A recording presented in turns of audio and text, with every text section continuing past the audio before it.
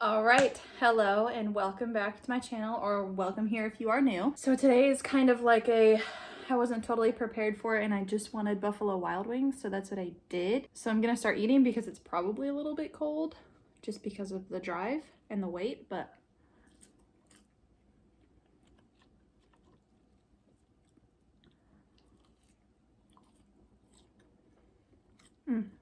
fries are still good.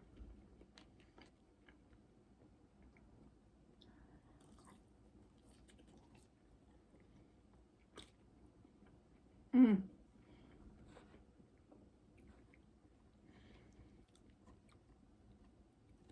These are fried pickles.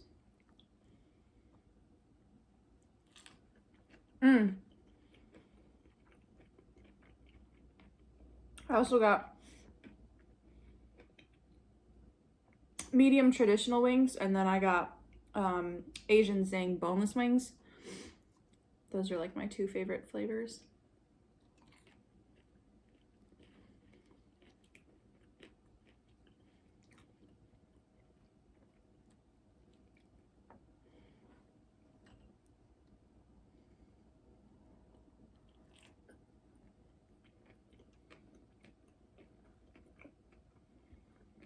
Mm.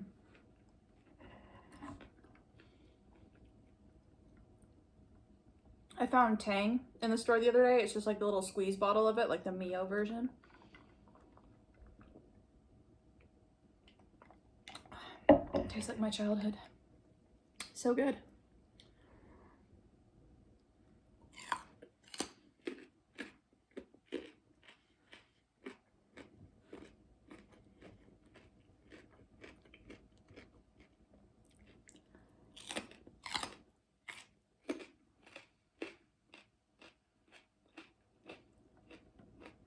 So yesterday, I saw on Netflix that they had the new show. It's like limited episodes, but it's called The Ripper. And I thought that it was going to be about Jack the Ripper.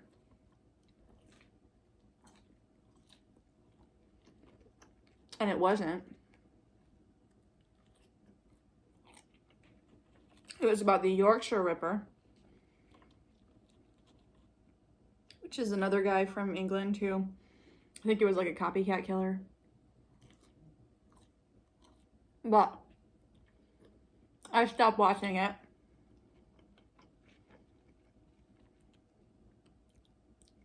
Because it wasn't really what I was interested in.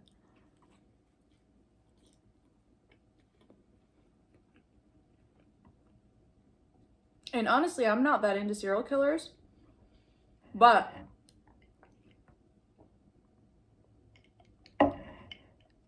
one serial killer that I am into, his name is H.H. Holmes. And I think that H.H. Holmes was Jack the Ripper, or that the two of them were linked.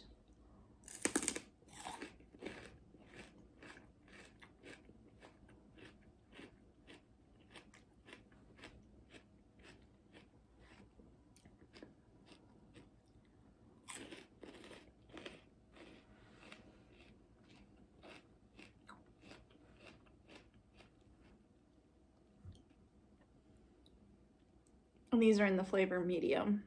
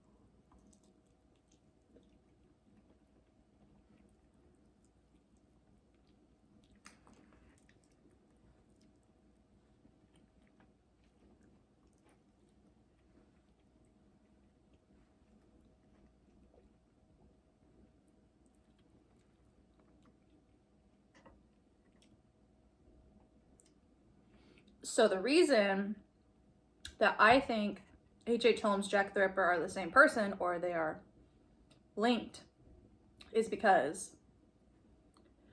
the murders happened around the same time. H.H. Holmes was unaccounted for whatever years Jack the Ripper was wreaking havoc. Or he was accounted for, but he definitely could have made the trip over to London. He had a lot of money because he was a doctor, and he hadn't been figured out as the world's first serial killer yet. At least I think he was the world's first documented serial killer. I'm pretty sure.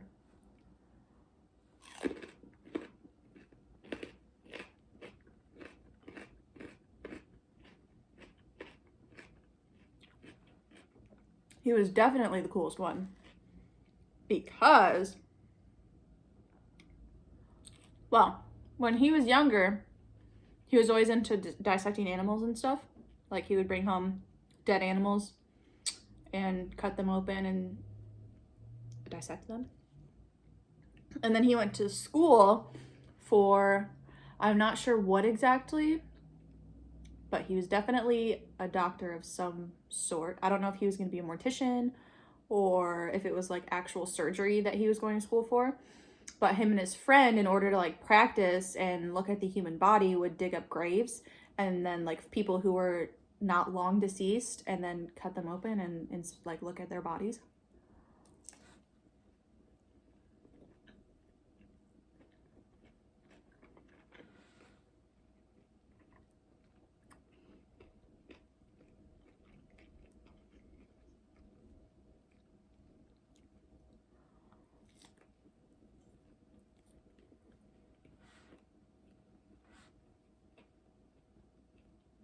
And then when he graduated, grew up, he moved to Chicago. And he opened a pharmacy underneath of this hotel that he owned. The hotel wasn't really it was a hotel, but it wasn't really like a hotel. So he built what is now referred to as the Murder Castle.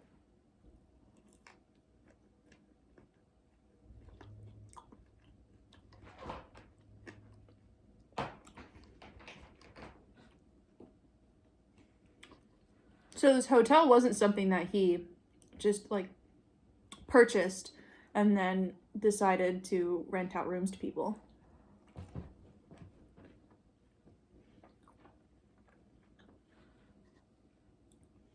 He renovated it specifically to kill people, but only some of the rooms were renovated. And during the time that he was having all of these builders come in and build his murder castle, he kept the entire crew on rotation, like all of the builders, so that nobody could actually see something come fully together. So they're like, oh, well, he had this giant kiln built and put in the basement. And then after that crew was done building the kiln, he'd fire them and then hire a completely new crew so that nobody ever put the pieces together of what he was actually building. And at the bottom, I think I said this was a pharmacy where he ran because he was a doctor and he graduated school for something.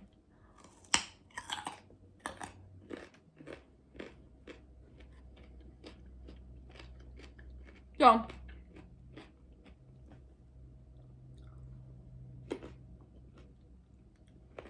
during the 1887, 97, 78, somewhere in there, the late 1800s, the Chicago World's Fair was happening, and people needed a place to stay. And this was kind of when young women started getting a little more confident about going places on their own and having like their own lives away from their families, so they would travel by themselves.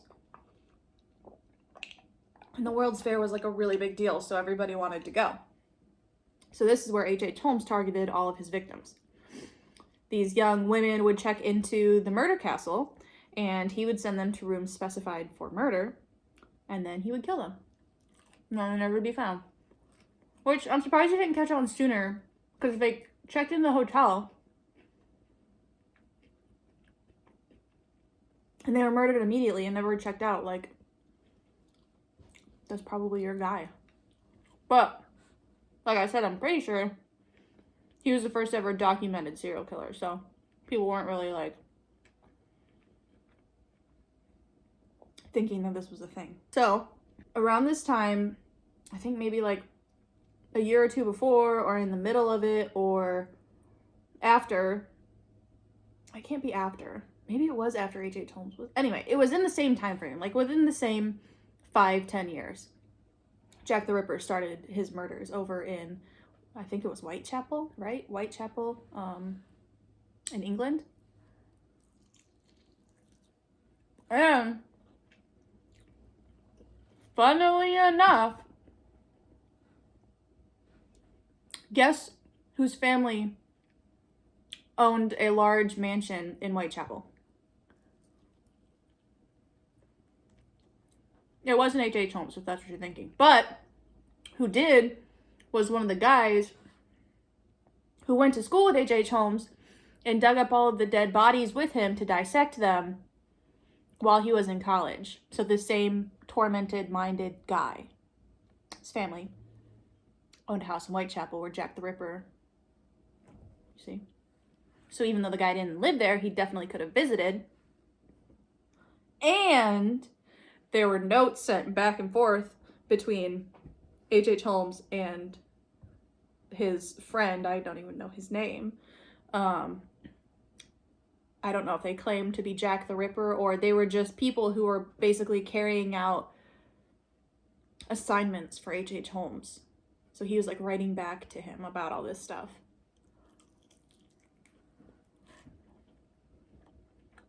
I don't know how they never put 2 and 2 together.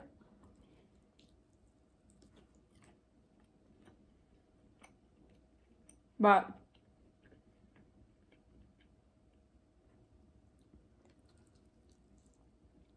it could have been that this guy who lived in Whitechapel, or whose family lived in Whitechapel, he was finding all of the victims for H.H. Holmes, and then H.H. Holmes would come and kill them, so maybe this guy was never really the murderer. But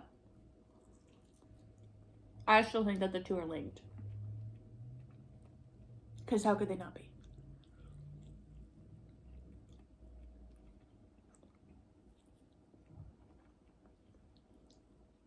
They did not put as much sauce on this as I would have liked. They're very dry.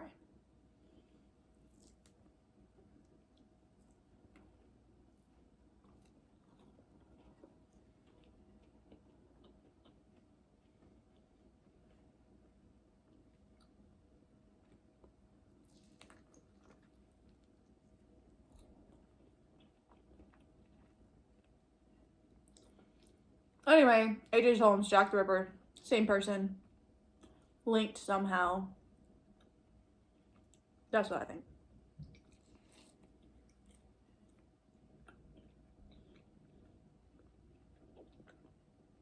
If you never have, you should look into his murder castle because it is dope.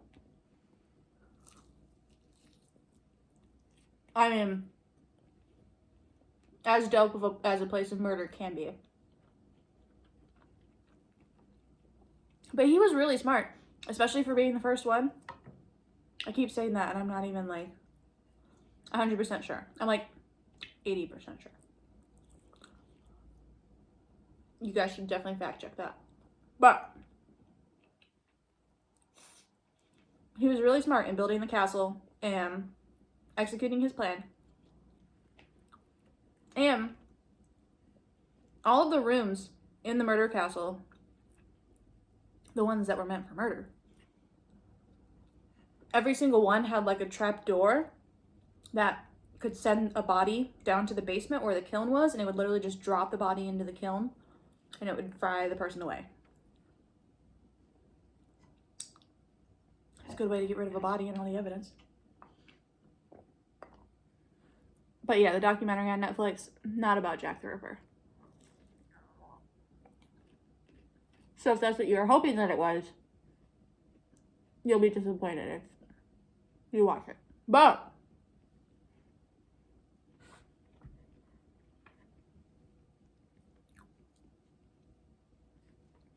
If you're really into serial killers, you'll probably like it.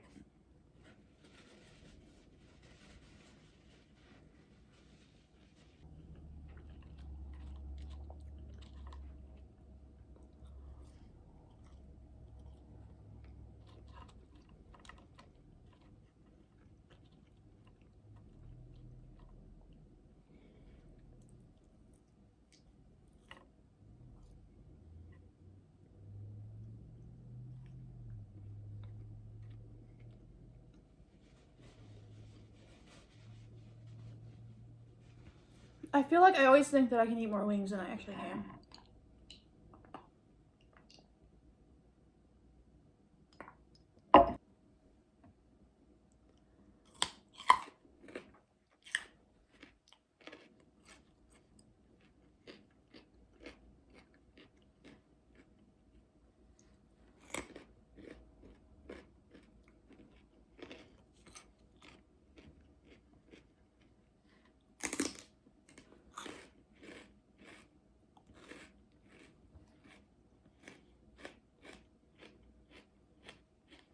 One of his rooms was called the asphyxiation chamber, or the asphyxiation room. I mean, that's not how it was advertised to the people, but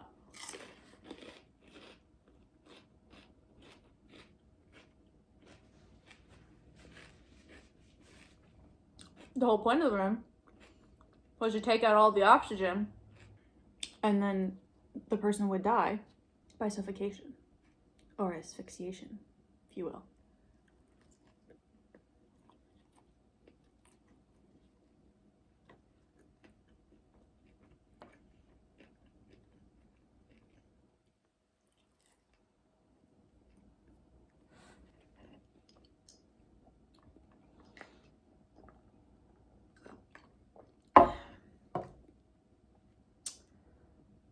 I'm really full.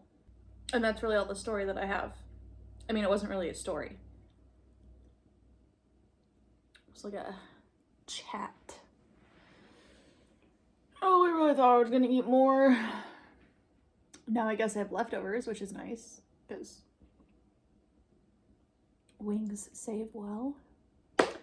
Thank you for staying with me if you've made it this far and sitting down to eat with me. Please like and subscribe, and I will see you next time. Okay, bye.